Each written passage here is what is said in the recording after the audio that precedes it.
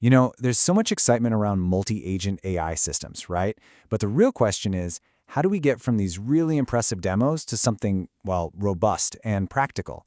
I came across this great post from Rooted Layers that offers a fantastic blueprint for exactly that. It's really all about cutting through the hype. Okay, let's dive into it.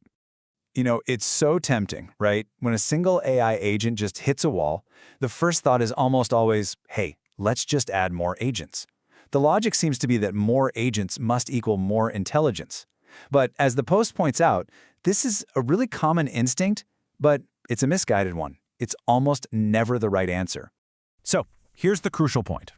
We have to be able to tell the difference between building a system that actually works and one that just looks impressive. The goal isn't what's being called agent theater, where you build this complex web of agents that seems super intelligent but doesn't actually solve the problem efficiently. It's about taking a disciplined engineering approach to breaking down a complex workflow into logical, manageable pieces. Okay, so this brings us to a really fundamental shift in how we should be thinking about all this. The question isn't some philosophical debate about if we should use multiple agents. Instead, it's a series of very practical design questions about how we should structure the work. And this is the first and maybe the most important question you have to ask. Before you even think about multiple agents, you have to push that single agent baseline as far as it can possibly go.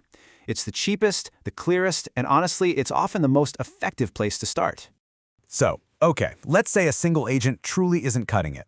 The very next question is what specific roles need to be split off? And this isn't about just creating clones or copies of the same agent, right? It's about identifying truly distinct functions that might need different tools, different permissions, or even different kinds of expertise. All right, so you've got your distinct roles. Now what? Well, you have to define how they actually interact. How does the output from one agent become the input for the next one? This is all about designing the interfaces and what we might call the contracts, these clear, explicit agreements on the data format between them. This is absolutely critical to making the whole system work. And this is a big one you just can't skip. No system is ever going to be perfect. We have to explicitly design for human oversight, identifying those specific points in the workflow where human approval, judgment, or interpretation just can't be safely automated away. So the big question is, how do we actually answer all of this? Well, the good news is we're not starting from a blank slate here. There are some really well-established architectural patterns that basically give us a toolkit for breaking down these complex workflows. Let's take a look at what they are. Okay, so what you're seeing here is a really nice breakdown of the key trade-offs. You almost always start with the simplest patterning, a single orchestrator, because it's your cheapest, clearest baseline. From there, you can escalate to more complex patterns, like a pipeline or review teams, but you only do that when the problem really truly demands it. Every step up adds cost and complexity, so that choice has to be super deliberate. So let's make this a little more real. An orchestrator pattern. Think of it like a project manager. It's delegating specific, well-defined tasks to its team members. It's fantastic for maintaining control. A role-based pipeline, on the other hand, it's a lot more like an assembly line. Work flows from one station to the next, and each station produces a very specific structured artifact, like a document or a snippet of code. And this really gets to the core insight from the post. Multi-agent design isn't just one single idea. It's actually a solution to one of three very different problems. You're either separating roles, you're boosting reliability by having agents critique each other's work, or you're decomposing a task by having agents hand off structured work products. If you confuse these, you're probably going to end up with a flawed design.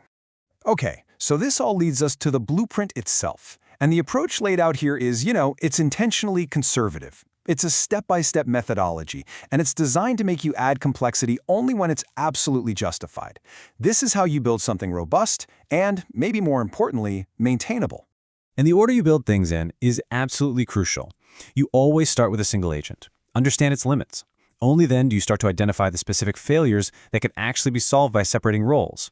And when you do split, make sure those roles are genuinely different. Then, define those clear handoffs we talked about, and only add those expensive review or debate layers if you can prove, with data, that they actually improve reliability. Now, here's a core principle that can save you so many headaches. Always prefer structured data over free-form chat. So instead of having agents just talk to each other, which is just a nightmare to debug, right? Have them exchange clear, structured artifacts. Think a JSON object or a formatted document. This makes the whole workflow predictable and way easier to manage. It's a key insight from papers like MetaGPT. And just to really drive this home, let's flip it around and look at the anti-patterns, basically what you should not be doing. Don't jump straight into building a huge team of agents. Don't use chat as a lazy substitute for designing proper interfaces. And critically, don't create specialist agents if you have no way to actually measure their specialized performance. So as we start to bring this all together, the central message here becomes really clear. Building effective multi-agent systems isn't about trying to conjure up some kind of magical emergent intelligence. It's about something, well, much more grounded. This right here, this is the bottom line. It's really the most powerful takeaway from the whole thing. It is an engineering discipline. You're not a magician, you're a workflow designer. You're carefully breaking down a problem into its component parts, and then meticulously defining how those parts interact. That's where the real power is. So how do you actually know if you got it right? Well, you've got to measure it. Is your final output actually any better? How much coordination overhead did you add? Is it slower or more expensive? When things go wrong, can you easily figure out where?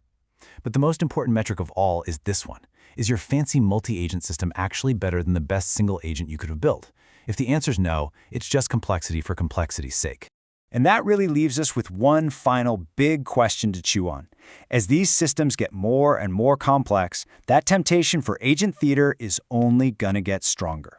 The challenge for all of us is to maintain this disciplined engineering-first mindset. So for you, in the projects you're thinking about, where is that line? It's something we all really need to consider.